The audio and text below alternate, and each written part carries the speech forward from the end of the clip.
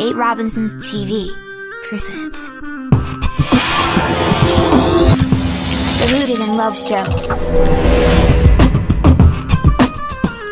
You are watching The Rooted in Love Show. Look here, man, I took something from all y'all, man. we back on the Rooted in Love Show, real, though. and this is I'm Mario Robinson. I'm here with my brother Anthony. I'm Gerald. My bad. We've been chopping it up already. and with Mr. You would say you can introduce yourself too. Man, Drew in here with my guys, man. 8 Robinson. Yeah, we back again. We're a little crazy, but we get back on track. Man, that's what family. This like family. It's like a family reunion, man. Really catching up, and for me and my oldest brother Gerald, we really learning a lot about how our lives intersect because these two knew each other more, and so as we've been talking, we're just hearing all the same people that impacted him impacted us, you know, and the same stories. Like we ran in some of the same areas in different times of our lives, and to see where all of us are at now, it's a blessing to me. For sure, right. But Made some of the same positive decisions. yeah. So I do want to talk about the high school years now. So that's kind of where we left off at, is really like just transitioning into high school, and that's for most of us. That's when you really transition into manhood. Right. It comes a lot earlier than what most people think. It ain't after you graduate high school. It's 9th grade year when you walking down them halls for the first time. You're like, bro, this is it. Right. Yeah, man. How was that feeling for you? Just if you could think back or remember back to that. Well, man, I got a few stories, but no, I finally was able to play football and basketball, but the thing about that was I was pretty good at it, man, but I ended up, like I said, I had just started probably the job that freshman year, man. Yeah. So basketball, I had to wear my buddy Day shoes from the year before for basketball. Wow. So that ticked me off. Right. So I'm catching a ride to work and practice, bro, because I can't walk. I'm having to catch rides to work and practice. And I was like, you know what? That's rough catching them rides. I'm going to quit this stuff, man. Then I didn't want everybody to know where I lived at, man. Like, I ain't going to lie, man. Like, because I was, despite being like damn near impoverished, I was kind of popular at school. So it was like, man, I can't, this the guy at the skating rink on Friday nights. I can't go to his house over here in the housing projects. So, man, I get people to drop me off at Little Bear, and I'll walk the rest of the way home. Oh, wow. So I'll be like, I'm going to go in here and buy something. I'll walk the rest. Y'all got it. You sure? Yeah, I'm good. So, like, man, that's how thick my pride was. Listening with somebody that I really knew close. And, like, one of them outside friends take me, I wouldn't do it. And so I gave up the football and basketball. And it still haunts me to this day, pains me a little bit that I couldn't do them all because I wanted to. But, man, life was catching up like I couldn't. I couldn't get nothing. My mom only work on the weekends, part-time at a hotel. We ain't got no money. And I ain't got no car to get nowhere. And man, and so what, like, as you was working, what were you doing with your money? Like, you was saving to get that box Chevy. Yeah. Really?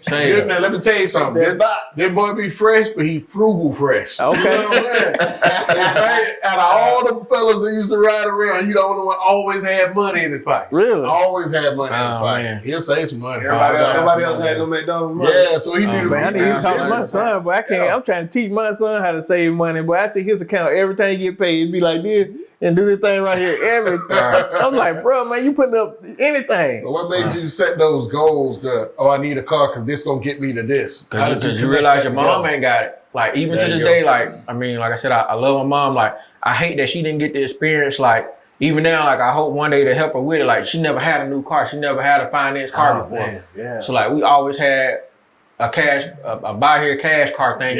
That would always mess up, and that's why it hurt me so much when Jerry Moreland died. JT, like, he saved us a lot of time. Like, he helped mama car out, man, come over there and do stuff and fix it up, because he knew she had 3 little kids and the car acting up. So he'd be like, man, don't even worry about it. You need some brakes. I'm gonna come fix it. Oh, nice. So, man, like, so it pained me when he died, because I just know, like, all the single moms he helped out. Man, that's a blessing. And it was like, it sounds like it truly take a village.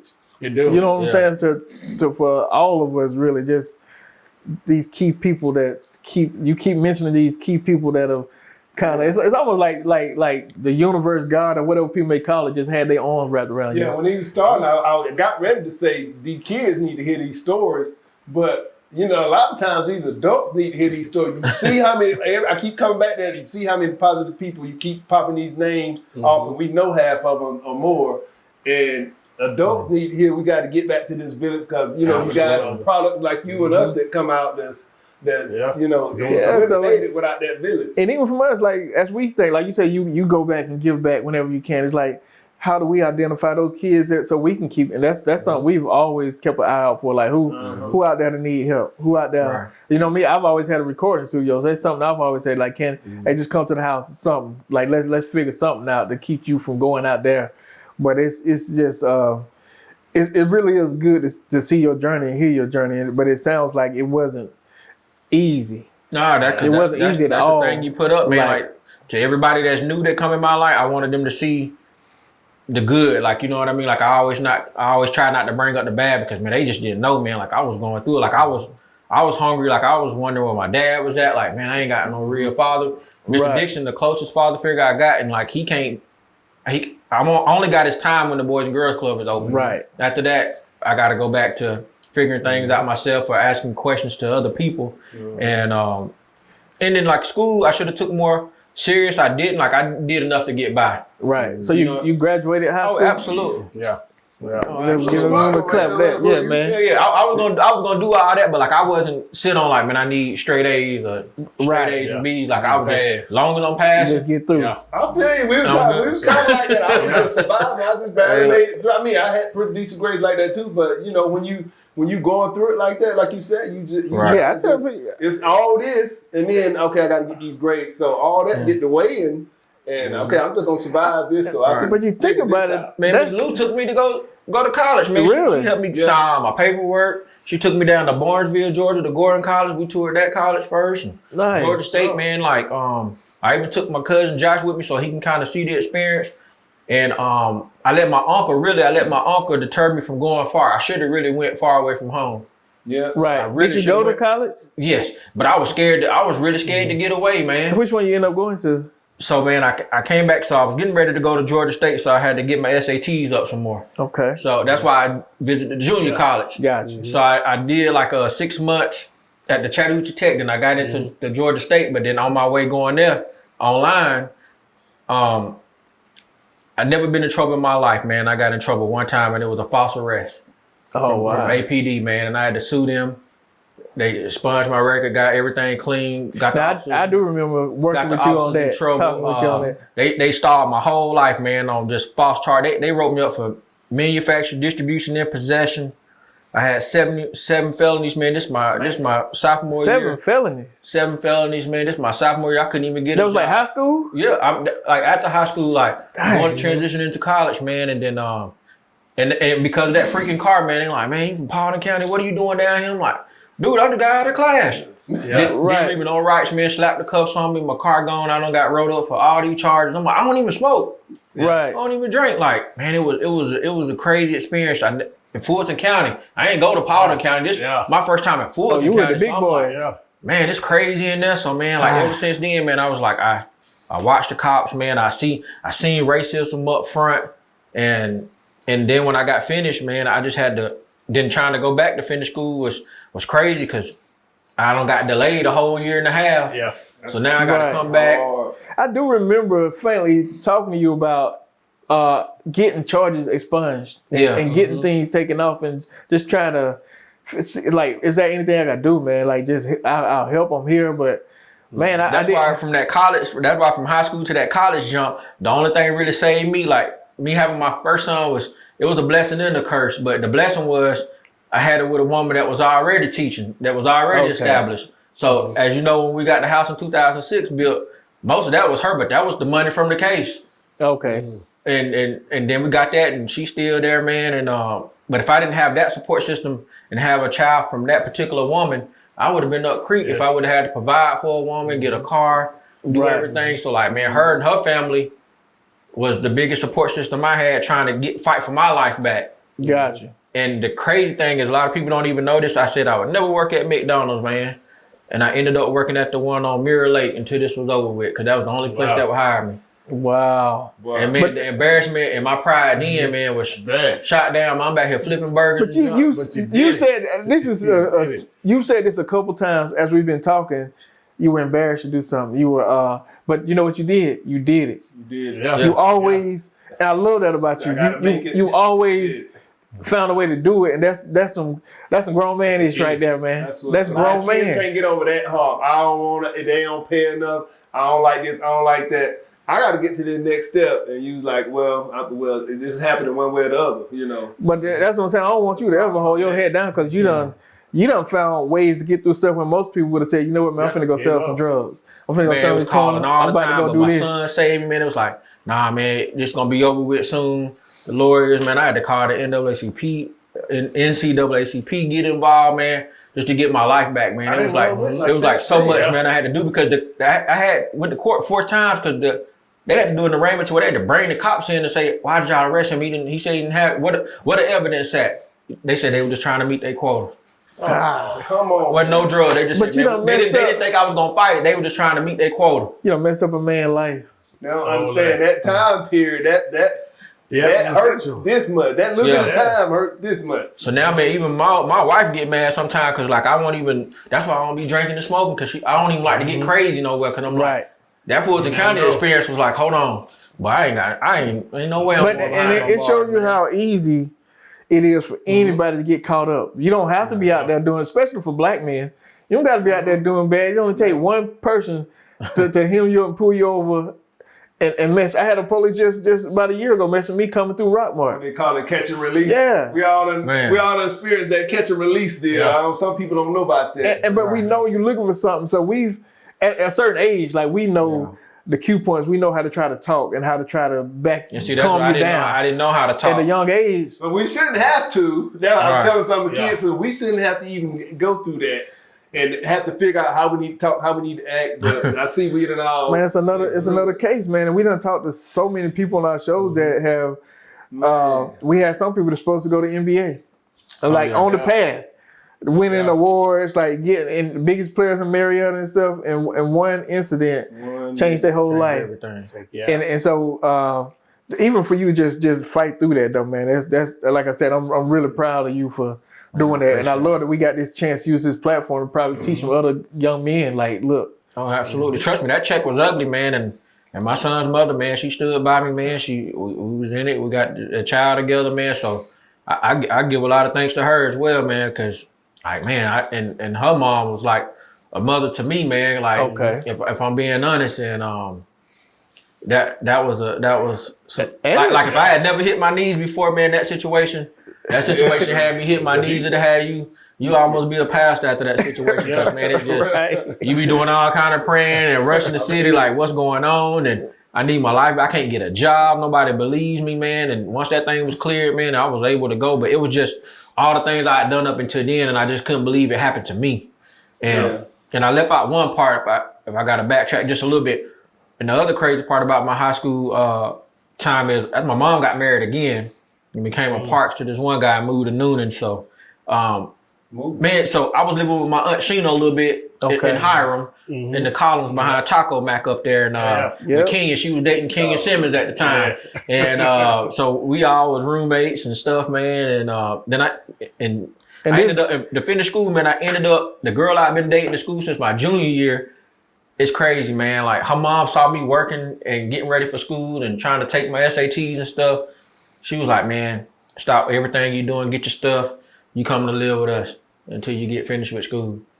And like, that was crazy, man. I lived with my girlfriend in high school, man. I'm telling you, this man got angels coming. This man got angels surrounding your life, man. I just like cried in the arms, man, because I was just like, dang, that's crazy. You got a purpose. Because I was tired of like trying to find somewhere to go stable. Yeah. Cause it was cool at my aunt's place, but it was just too many people, man. Like it wasn't comfortable. Right. And I'm just like, man, I need to study. I need to do X, Y, and Z. And everybody always asked me, man, like, how did you pull that off, man, to stay with the girl you went to high school with, man? And her dad understood it too, man. But the crazy thing was he worked in New Jersey because they was from New Jersey.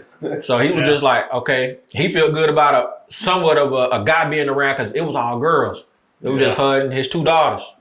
So he was like, just make sure nobody don't, mess up my home, mess with my daughters. And that's all the homeboys like that was your plan, but they're really God playing right now. So I'm just like, man, hey, no problem, man. They gonna be good. And she was a stay-at-home wife, so like that was able to help us out, man. When I tell you, man, and that was a crazy dynamic because now I'm thinking I got Addison. I'm like, man, I never let a kid live here, but if he was a good kid and I seen his life, I don't know how I would look at it. You know what I mean? Like, if I had a good relationship, maybe, but it'd be different circumstance because I'm here. Exactly. Right. I'm just like, man, I go back and think about that. Would I do that for another kid? We look at all us like all of us that had people living in our house. We done all moved And people they into come our from house. that same kind of situations where we might have been in something and somebody let us stay a night or look out for us.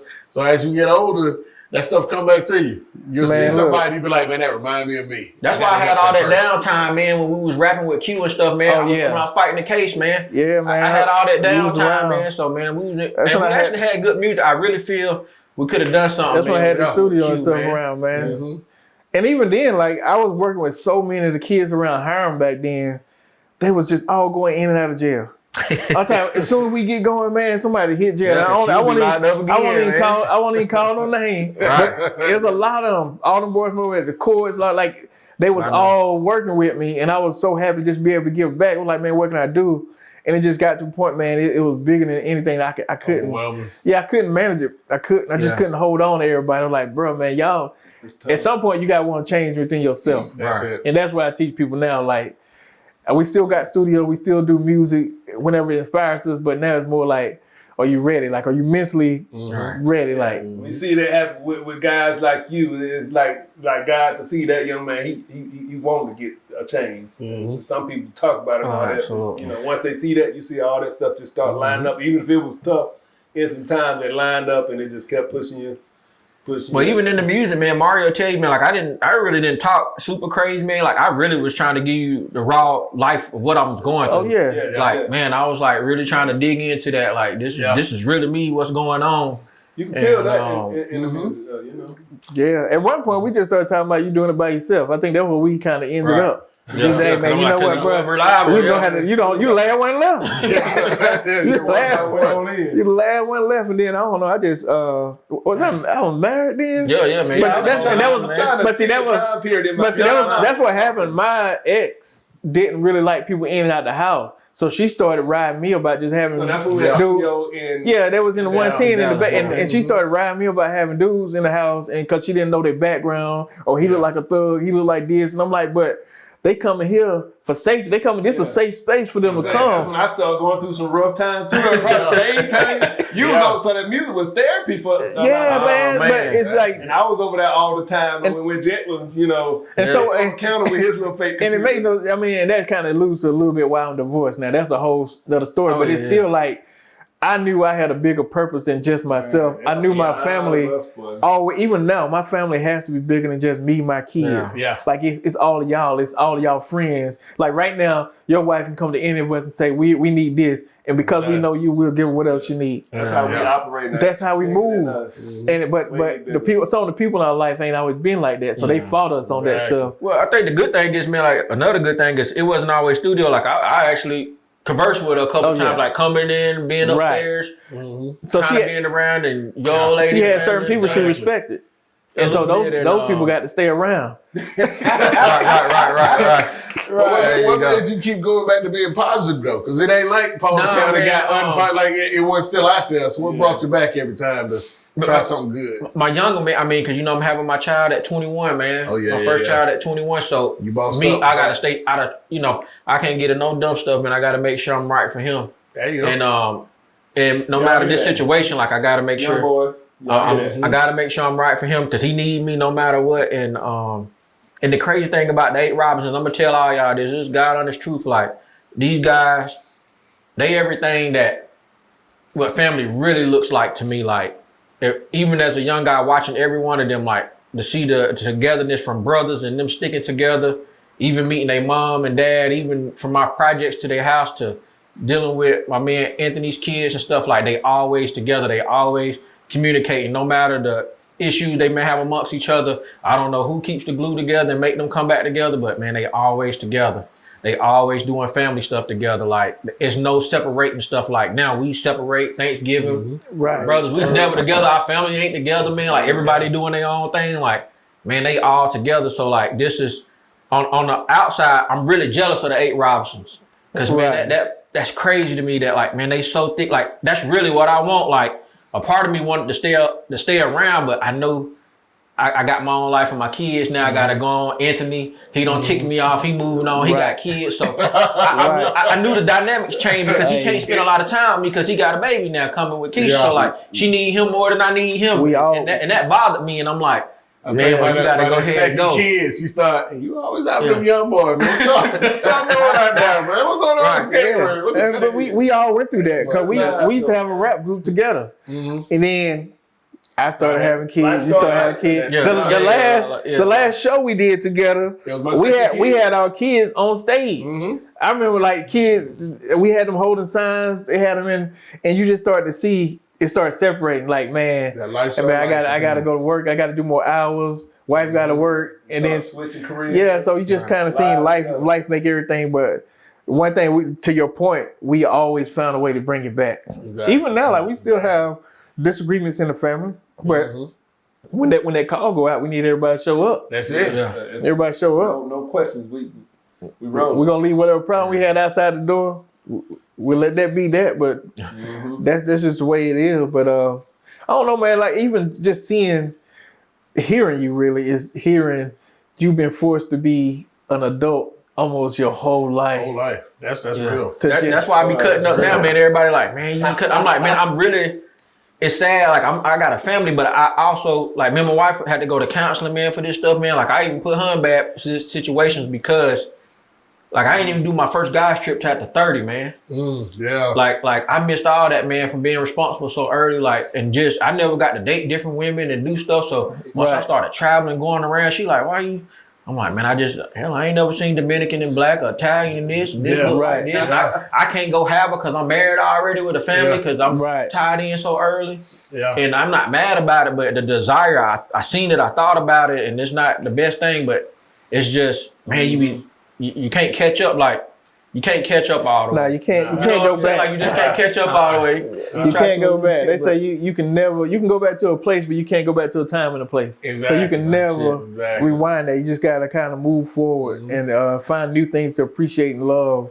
And that's one of the gifts about life. But we're gonna wrap this segment right here and pick back up on the next episode. But man, we appreciate you giving us so much of you, giving our audience so much of you, and we hope y'all young kids are listening and learning. Like, there's some jewels here. It's the Rooted in Love Show with the Robinson Boys, Mr. Andrew Borders. Yes, sir.